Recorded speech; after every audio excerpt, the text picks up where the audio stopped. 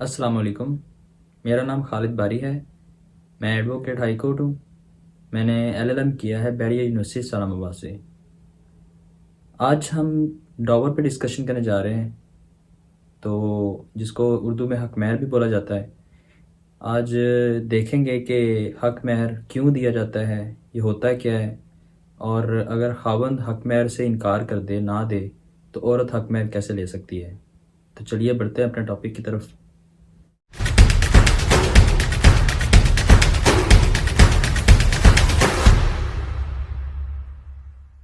سب سے پہلے اس کی ڈیفینیشن دیکھ لیتے ہیں۔ ڈاور از اے سم آف منی اور property which the wife is entitled to receive from husband in consideration of marriage. Dower کوئی رقم ہو سکتی ہے یا کوئی پراپرٹی ہو سکتی ہے جو شادی کے وقت عورت طلب کر سکتی ہے یا شادی کے بعد بھی وہ مطالبہ کر سکتی ہے۔ اس کو اردو میں حق مہر بولا جاتا ہے۔ اس کی جو سیٹلمنٹ ہے وہ شادی سے پہلے بھی کی جا سکتی ہے اور ڈیورنگ دا میرج بھی ہو سکتی ہے، یعنی کہ نکاح کے وقت بھی اس کو سیٹل کیا جا سکتا ہے۔ قرآن کریم کی سورہ النساء میں سورہ نمبر 4 آیت نمبر 4 میں ڈاور کے دینے کا حکم آیا ہے، اور اسی سورہ کے آیت نمبر 25 میں دوبارہ اللہ تعالیٰ نے مہر دینے کا حکم فرمایا ہے۔ ڈاور کو جو ریلیونٹ لاز ڈیل کرتے ہیں وہ سیکشن 285 اینڈ 286 محمدن لا کے ہیں۔ ڈاور جو ہے یہ عورت کی رسپیکٹ کے لیے دیا جاتا ہے۔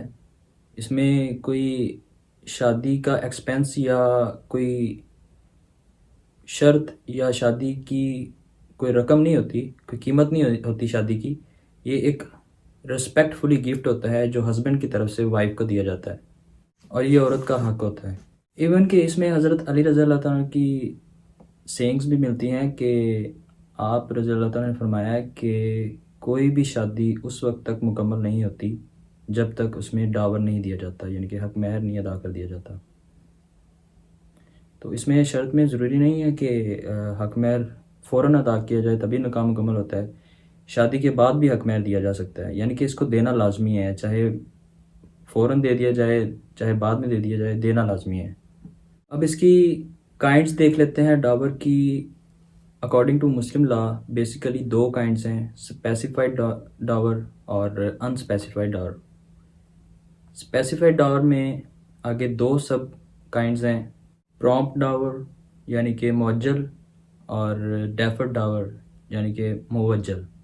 ایسا ڈاور جو شادی سے پہلے یا شادی کے وقت یا شادی کے بعد دونوں پارٹیز کی طرف سے طے کیا گیا ہو اسے اسپیسیفائڈ ڈاور کہتے ہیں۔ اور جبکہ پرومپٹ ڈاور ایسا ڈاور ہوتا ہے جو موقع پر ادا کیا جاتا ہے نکاح کے ٹائم۔ اس کو بعد میں بھی دیا جا سکتا ہے اگر وائف فوراً لینے سے انکار کر دے اور وہ رضامند ہو بعد میں لینے پہ، تو یہ بعد میں بھی دیا جا سکتا ہے۔ جبکہ جو ڈیفرڈ ڈاور ہے وہ اس صورت میں دیا جاتا ہے جب ڈیزولوشن آف میرج ہو جائے، یا خاوند یا وائف دونوں میں سے کسی ایک کی ڈیتھ ہو جائے، یا ڈائیورس ہو جائے۔ اب آ جاتے ہیں انسپیسیفائڈ ڈاور کی طرف۔ انسپیسیفائڈ ڈاور وہ ڈاور، ایسا ڈاور جس میں دونوں پارٹیز کی طرف سے کوئی رقم طے نہ کی گئی ہو ڈاور کی۔ انسپیسیفائڈ ڈاور کو طے کرنے کے لیے کچھ اسپیکٹس ہیں جن کو دیکھا جاتا ہے، مد نظر رکھا جاتا ہے کہ ڈاور کی رقم طے کی جائے۔ وہ کون کون سے ہیں؟ سب سے پہلا جو اسپیکٹ ہے وہ لوکل کسٹم آف سوسائٹی ہے۔ نمبر 2 پہ personal skills and qualification of wife. Number 3 پہ social position of the husband. Number 4 social status of father of wife. یہ کچھ اسپیکٹس اور فیکٹس ہیں جن کو ڈاور کی رقم متعین کرنے کے لیے کنسیڈر کیا جاتا ہے اگر ڈاور کی رقم انسپیسیفائڈ ہو تو۔ اب بات کرتے ہیں کہ ڈاور کی اماؤنٹ کتنی ہونی چاہیے۔ اس میں مختلف اسکول آف تھاٹس مختلف رائے رکھتے ہیں، تو ان کو ہم ڈسکس کر لیتے ہیں۔ حنفی لا کے مطابق ڈاور کی رقم کم از کم 10 درہم ہونی چاہیے۔ مالکی لا کے مطابق 3 درہم، جبکہ شافعی اور شیعہ لا کے مطابق اس کی کوئی منیمم لمٹ نہیں ہے۔ جبکہ اگر ہم اس کو میکسیمم پہ دیکھتے ہیں کہ ڈاور کی میکسیمم لمٹ کیا ہونی چاہیے، تو اس میں سنی لا یہ کہتا ہے کہ اس کی کوئی میکسیمم لمٹ نہیں ہے، یہ جتنا زیادہ ہو جائے ہو سکتا ہے۔ جبکہ شیعہ لا کے مطابق اس کو 500 درہم تک صحیح سمجھا جاتا ہے، اگر اس سے اوپر جائے تو اس کو صحیح تصور نہیں کیا جاتا۔ کیا عورت حق مہر کی رقم کو چھوڑ سکتی ہے؟ جی ہاں، وہ چھوڑ سکتی ہے، لیکن شرط یہ ہے کہ اس کو زبردستی اس فیصلے پہ نہ لایا جائے۔ وہ اپنی مرضی سے یہ فیصلہ لے تو پھر اس فیصلے پہ عمل درآمد ہوگا۔ اس میں ایک کیسلہ ہے، شاہ بانو ورسز افتخار محمد 1956۔ اس میں عورت نے اپنا حق مہر لینے سے انکار کیا تھا، جبکہ کورٹ نے اس کی سٹیٹمنٹ کے خلاف ڈیسیژن دیا، کیونکہ کورٹ نے یہ دیکھا تھا کہ یہ ڈیسیژن اس کا فری آف کانسنٹ نہیں ہے۔ اگر ہسبینڈ ڈاور نہیں دیتا تو عورت کے پاس کیا ریمیڈیز ہیں، کیا سولوشنز ہیں؟ اگر ہسبینڈ ڈاور نہیں دیتا تو عورت اس ہسبینڈ کے ساتھ رہنے سے انکار کر سکتی ہے اور کورٹ کے ذریعے بھی اپنا حق مہر لے سکتی ہے، جبکہ suit for restitution of conjugal rights بھی دائر کر سکتی ہے۔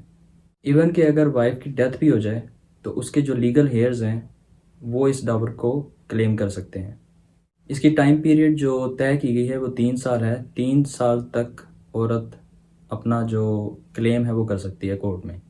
جبکہ جہاں تک ڈیفرڈ ڈاور کا سوال ہے تو لوگ یہ سمجھتے ہیں کہ صرف اگر خاوند طلاق دے گا تبھی وہ ڈیفرڈ ڈاور پے کر سکے گا، عورت کو تبھی حق مہر ملے گا، تو ایسا نہیں ہے۔ اگر عورت بھی خلا لیتی ہے کورٹ کے ذریعے تو بھی اس کو حق مہر ڈیفرڈ ڈاور یعنی کہ لازمی ملے گا، لیکن اس صورت میں اس کو 50% ڈیفرڈ ڈاور ملے گا۔ اب ذرا کمپیریزن کر لیتے ہیں کہ پرامپٹ ڈاور اور ڈیفرڈ ڈاور میں کیا ڈفرینسز ہیں۔ سب سے جو پہلا ڈفرینس ہے وہ پیمنٹ کا ہے۔ پرامپٹ ڈاور کی جو پیمنٹ ہے وہ at the time of marriage دی جاتی ہے، جبکہ ڈیفرڈ ڈاور کی جو پیمنٹ ہے وہ at the time of divorce, death یا ڈیزولوشن آف میرج کے ٹائم دی جاتی ہے۔ سیکنڈ ڈفرینس یہ ہے کہ پرامپٹ ڈاور کی جو پیمنٹ ہے اس کو وائف ڈیمانڈ کر سکتی ہے، جبکہ ڈیفرڈ ڈاور میں ڈیمانڈ نہیں کر سکتی، یہ at the time of the condition is fulfilled, اس ٹائم یہ ہسبینڈ کو دینا ہوتا ہے ہر حال میں۔